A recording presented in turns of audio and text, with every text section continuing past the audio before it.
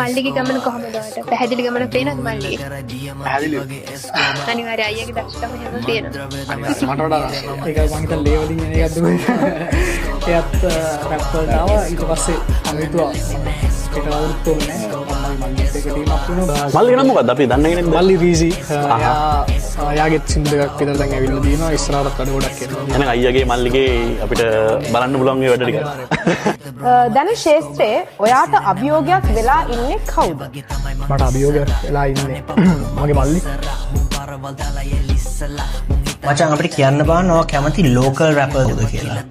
රීසි මගේ මල්ලි. පොඩි මාළු අපි කන්නේ අරන් යන්නේ දැල්ල දැල්ල තඩි මෝරු මරන් දෝරේ ගලා විද්‍රෝණ ගන්නනි බෝ වෙන විස ගෝර වදන් කොම කිව්ව මුන්ද කළ තින මං කට කියවන ඕනි තරම් ඕනි දෙයක් ඕනේ ඔන්නට වඩම උදේට කන්නේ ද දෝර අරන් මමඩිය තියන තාලෙට වහරිනව කාලෙට උන්ජනදය දෙල්ලවේ පවතිද්දි මගේ රාවය උකරන්න යවේ බතාගෙන මම යුද්ධ කරන්නේ සාමෙට කර්මෙ ලෙසද එන්න හැකි මමත් එකට නැපාගෙට